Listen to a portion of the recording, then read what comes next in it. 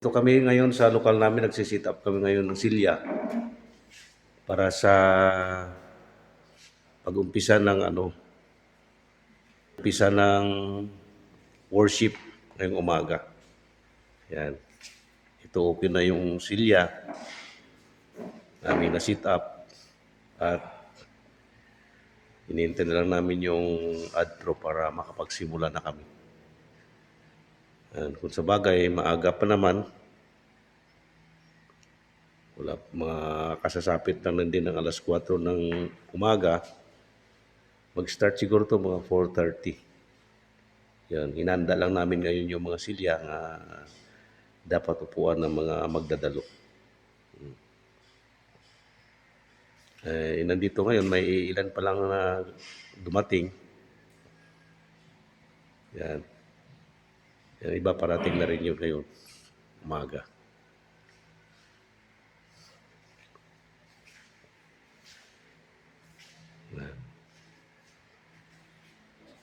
Yan, masyado pa kasi maaga. Pero kanya-kanyang datingan na ngayon.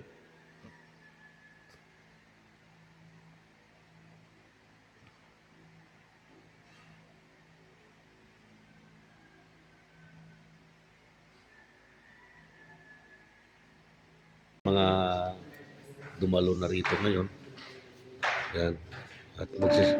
At magsisimula na rin kami ng aming worship. Iba, isa-isang nagdadatingan. Nandito ngayon ang ating mga choirs. Sit up na sila. Yan, ready na sila. Yan. Magsisimula na yung worship ngayong umaga.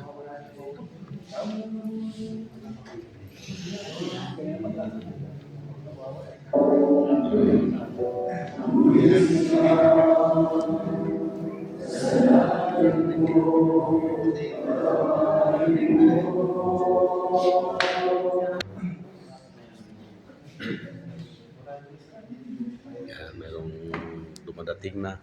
Yan, pa isa-isa. May nadami rin to. Mag-umpisa na kasi yung worship namin.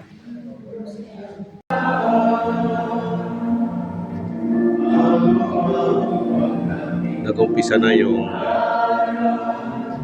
worship.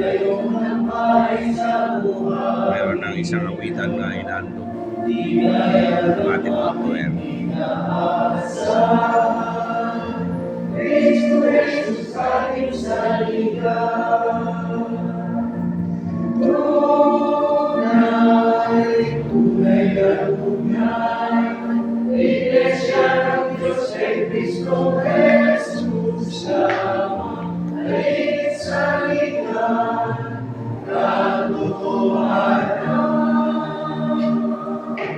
dapat natin mapagtiwalaan.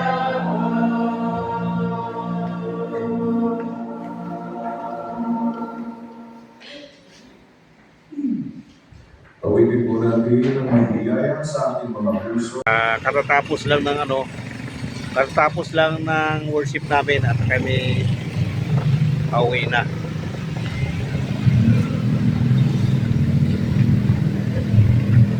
At diretso na sa palengke dahil bibili ako ng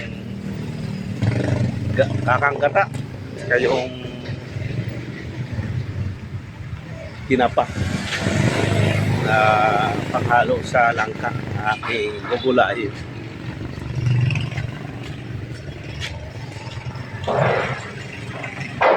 Diretso ako ng palengke.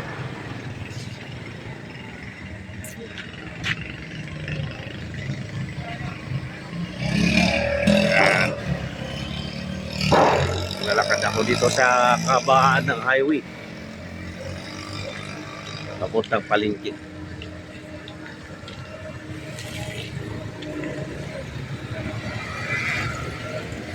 Yaw.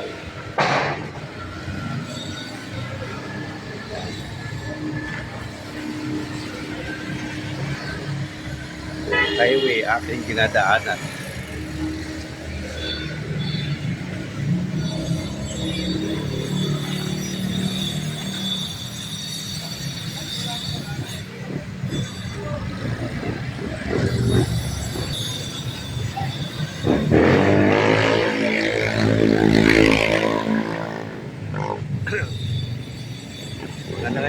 maaga pa at hindi pa gaano mainit ang araw.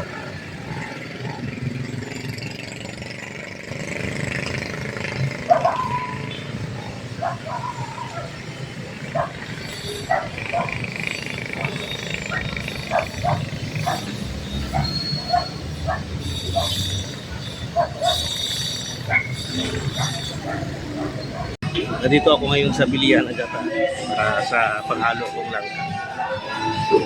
Yan. Yan si Kuya, oh, medyo nakakayod pa. Kaya aking hinihintay.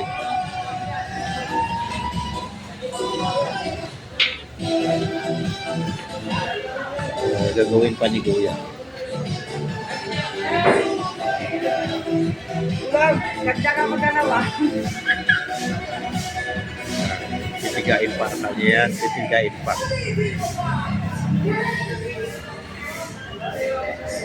Maganda yung kakangkita, talagang mahalo dun sa langka. Kanyang pang ginaprosiso para maging gata. Madami ng niyog dito. Sa ulam. Ito sa loob lang ito ng palengke. Ang kanyang pwesto.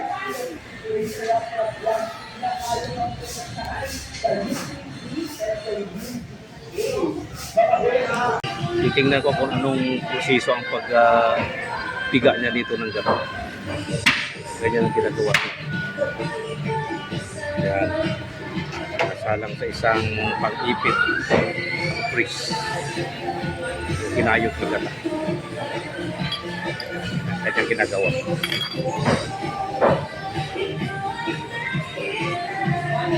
Hindi mano-mano yan.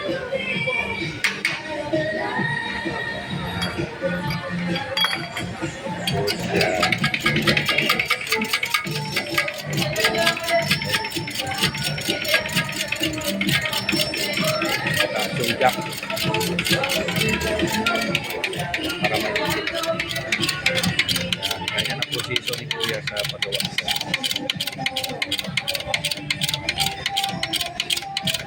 May nakasahod na dyan na isang kitchen. Magkata dyan. Punta sa nakasahod. Walang halong tubig yan, pure na pure.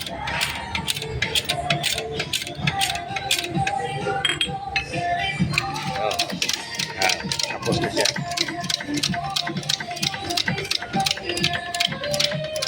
Nandito na ako sa bahay ngayon. Dumating na at nakabili na rin ako ng tinapa. Panghalo sa langka. Binatang na langka. Tapos tayo nabili na rin na kakangkata. Yan. Tsaka yung ibang ingredients nandun pa sa loob. Nagbili na rin ako ng uling para tipid sa gas. Yan, kasi palambutin pa kasi yung langka eh. Aking gugulayin. Yan. At ito ng langka ko ngayon. Oh. Yan. Kasi kung hindi ko gugulayin ito, masisira ito eh. Yan. Kailangan magulay ito ngayon.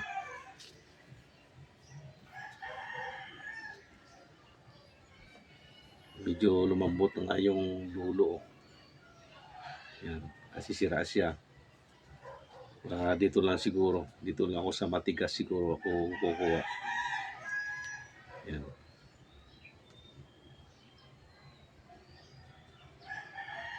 Kailangan yung igagata dito, ang luto nito medyo malangis-langis siya. Luto dito. Bigay lang ito ng aking ka-brothers eh. Sa aming lokal. Galing Laguna. Kailangan maluto ko to. Bago siya matuyo.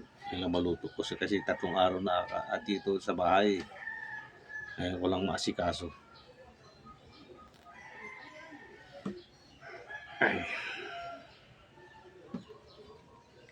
Ngayon, maghanda ko ng daon ng saging at saka pagtusok dyan para aking hiwain. Hiwain ko siya. Dahil ito po mo medyo siraan na. Baka ito lang. Yung dito lang mo manda siguro at saka dito lang aking mapakinabangan. Yan. Okay lang. At least napakinabangan ko.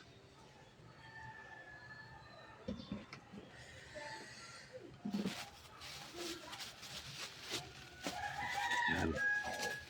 Meron na tayo doon sili. Luya, yan. Isa pa yan. Mayroon na rin ako doon sa loob.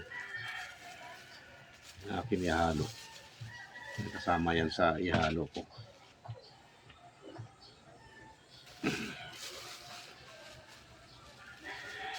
Sige, ako'y aking muna to gagayatin. At ito na, akin na gagayatin na ito. Tingnan natin kung anong saan dito ang sira.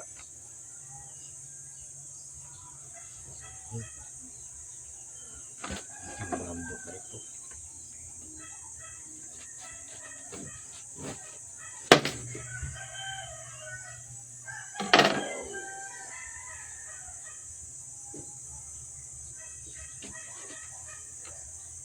Sira oh.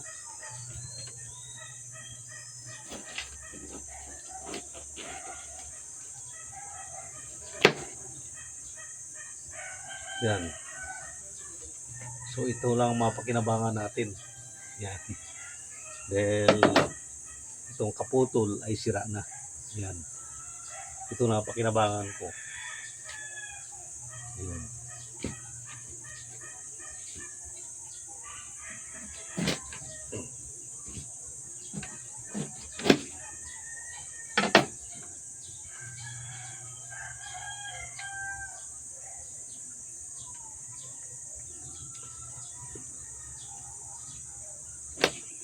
Ayun.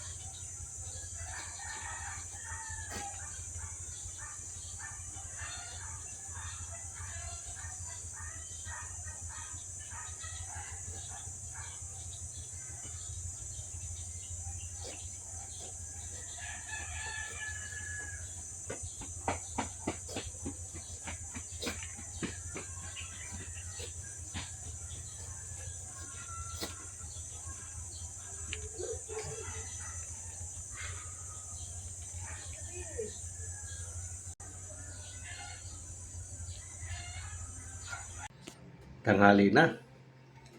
Tayo na kumain mga ka-Rai Paps. Ito nga pala yung aking gingayat kanina nga langka. Tapos sinaduan ko ng tinapa. Tsaka kakanggata. Yan, ito nang naluto na ang langka nga ginawa natin kanina. Yun, sarap po. Yan, sarap. Nagdalangis-langis ito sa gata. Yan, yung kakanggata. Yun. Okay siya. Luto na siya at atin naman ngayon tikman. Yan ang ulam natin ngayon. Tapos may ulam din tayo na sinigang na buto-buto. Yan. Buto-buto ng pork. Yun, may halong dahon ng sili at patatas. Yan, yun ang ating ulam ngayon. Okay? Let's eat. Tayo mga ka-Rai Paps. Ay.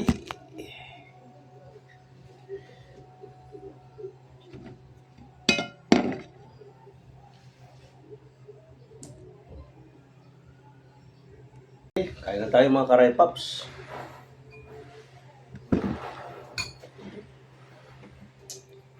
Unahin mo natin itong langka.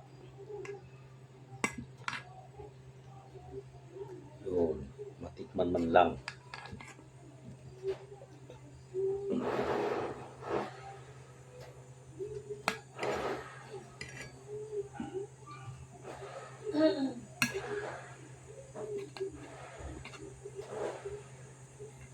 Tapos yung sabaw nga naglalangis-langis.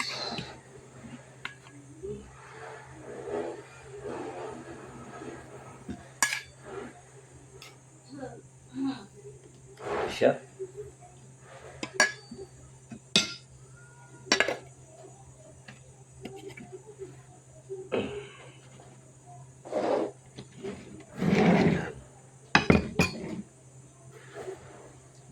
Pakahigop ka na sabaw ng sinigang.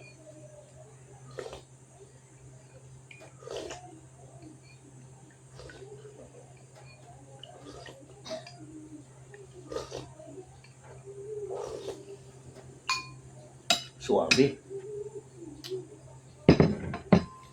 Okay siya.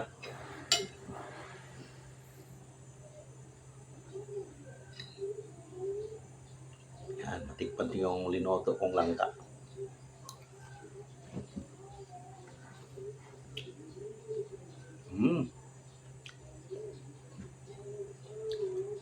Pwede.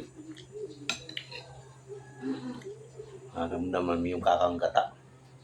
Tapos yung flavor ng pritong tinapa ay nalo dito.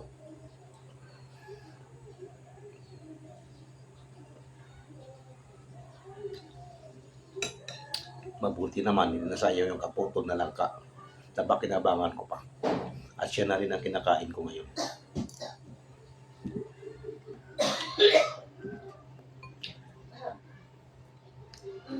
Matikman natin tong buto-buto. Diba? Marami tayong ulam ngayon Ito, gulay muna ha.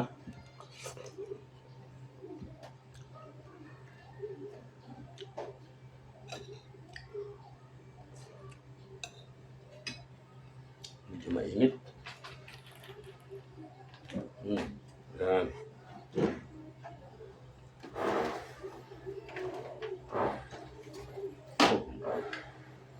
Medyo presko na siya. Wala kasing hangin na pumapasok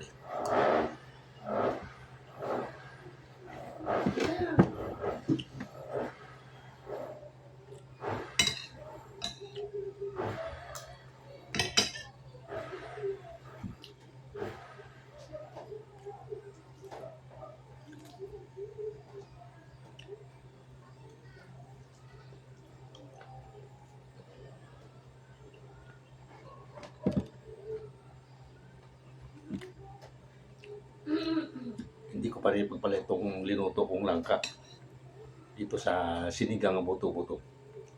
Mas marap din, mas lalo masarap ito.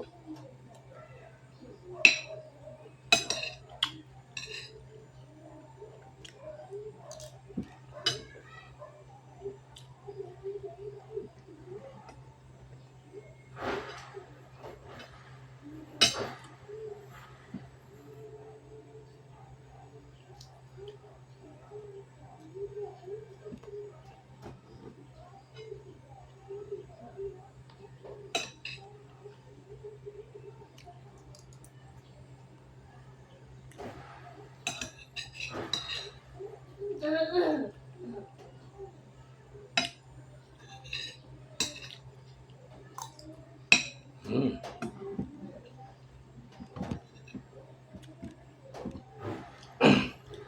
Makarami ako nito ng kain sa ulam mong ito.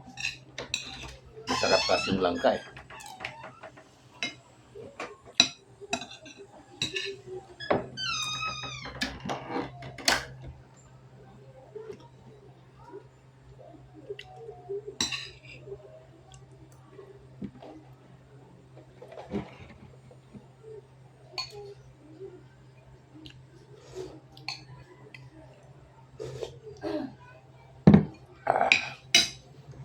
Siya.